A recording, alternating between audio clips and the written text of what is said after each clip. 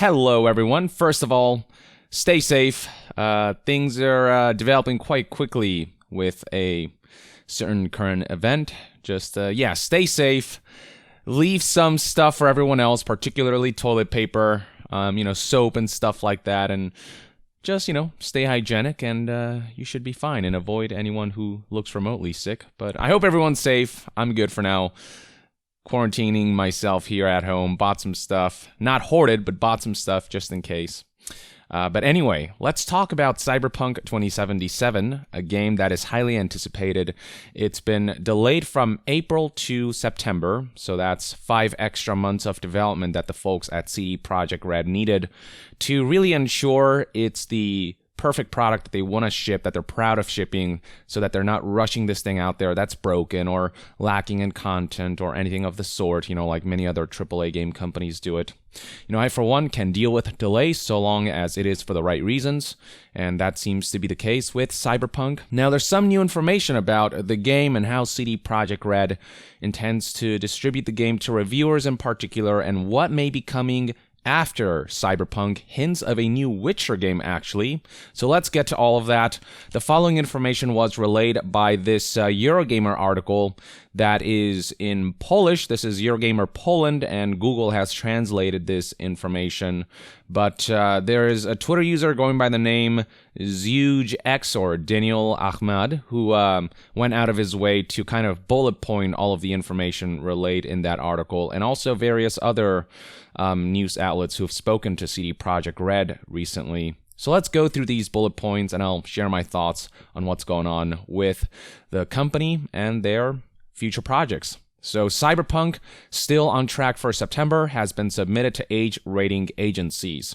So that's a nice little development there. That probably means that the core content of Cyberpunk is developed enough that they have a full idea for the range of content that's within the game, so they can submit the game or aspects of it to the ESRB and other age rating board, so they can take a look at the most extreme stuff in the game and give the game an age rating. And this was something that was confirmed by Adam Badowski on his Twitter page when he posted, quote, "We just submitted Cyberpunk game to age rating agencies around the world, PEGI, ESRB, etc. While we wait for the game to get rated, we work on polishing technical aspects and playtesting it. Game is looking better and better with each passing day." So all the content is there. It's at this point pretty much just about polishing, putting all the pieces together, and they have quite a few months to get all of that done, and so I hope everything pans out. Next bullet point, as far as the ongoing pandemic is concerned and the impact it might have had on Cyberpunk 2077's development, well, according to CD Projekt Red, they do not expect the pandemic to impact game development, but it's too early to comment on full impact. So you never know. I guess it depends on how things develop on that front. But for now, things are moving along, and hopefully if things do become worse, especially in Poland, they take the appropriate measures, safety first and all that. But we do know of a couple cases like Outer Worlds Switch port, stuff like that has been delayed due to the pandemic. And so software development certainly has the potential to be affected depending on what happens. Moving on, here's some information about how CD Projekt Red intends to handle Cyberpunk 2077 reviews. This bullet point reads, "Reviewers will get the game weeks before the release date with embargo set for weekend prior to release." So that right there is very generous, and that to me speaks to the level of confidence that CD Projekt Red has for this game. There are plenty of titles out there that are given to reviewers like a week before launch, and the embargo is opened only like maybe a day or two before the game comes out, and that gives people less information to look at the reviews, process the information, and make a proper decision. So the fact that CD Projekt is going out of their way to ensure that reviewers can really see everything the game has to offer, and that they're allowing reviewers to post their reviews way in advance so that people have, a number of days to gauge all the information relayed by these reviews and decide whether they want to, keep that pre-order or whatever it is.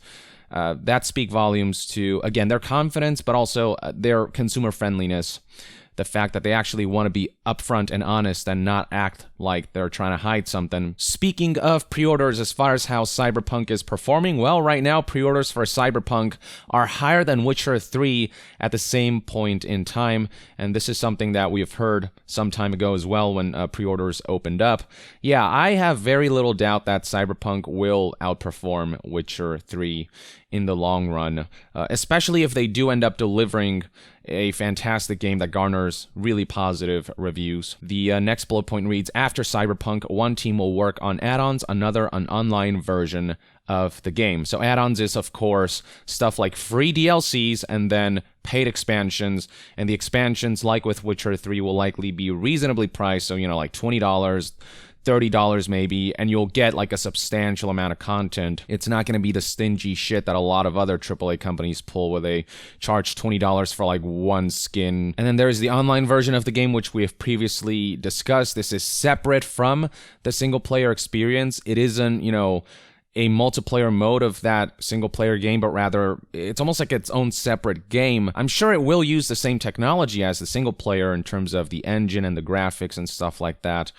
But it is going to be a whole different beast that is tailor-made for a multiplayer experience, which I'm very curious about, but they're focused on the single player first and foremost. From there, Daniel highlights some information about projects that are coming after Cyberpunk and, the add-ons and the multiplayer stuff, particularly where Witcher is concerned.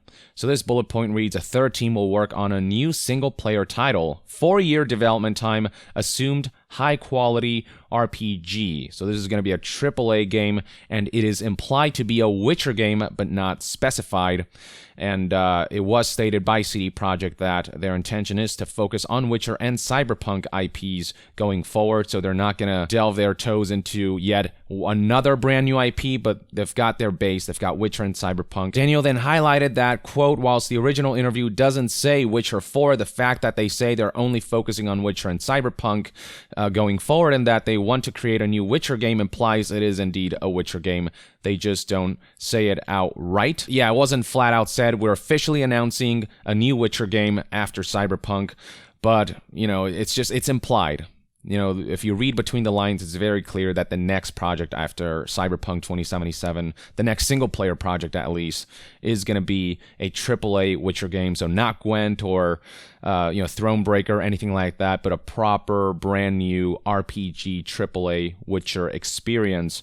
And it is likely definitely not going to be called Witcher 4. It is going to be its own sort of series with probably a brand new protagonist. We know that Geralt's saga is over.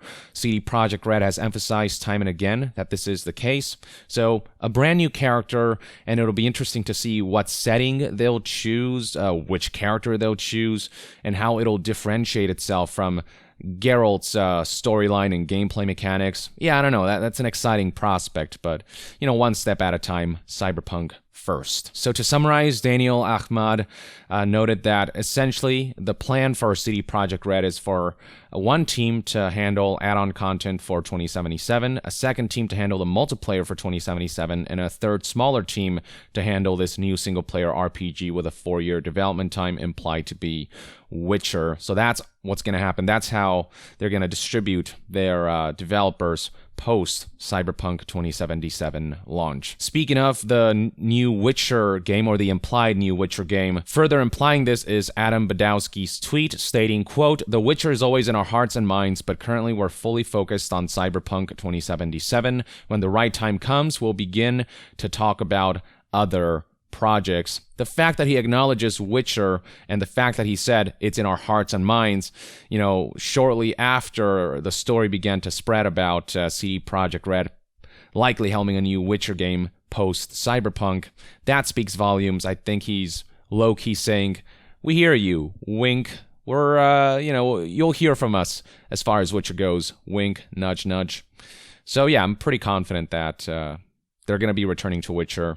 And hell yeah, I mean, Witcher 3 was a masterpiece, and I'd be curious to see how they can push the series, both from a narrative and gameplay standpoint, forward, especially with next-generation technology on the horizon. So anyway, there you have it, folks. That's all the information you need to know for today. Let me know in the comments below what your thoughts and opinions are on how CD Projekt Red is handling Cyberpunk 2077 and how much time reviewers are being given to review the game and how early the embargo is being lifted. And let me know what you think about the prospect of CD Projekt returning to the Witcher series with a brand new AAA RPG with a 4-year development cycle and whatnot. Drop a comment below, and to be further updated on all things gaming news, reviews, and discussions, stay tuned right here on Young Yeah. I'll see you guys next time. Young out!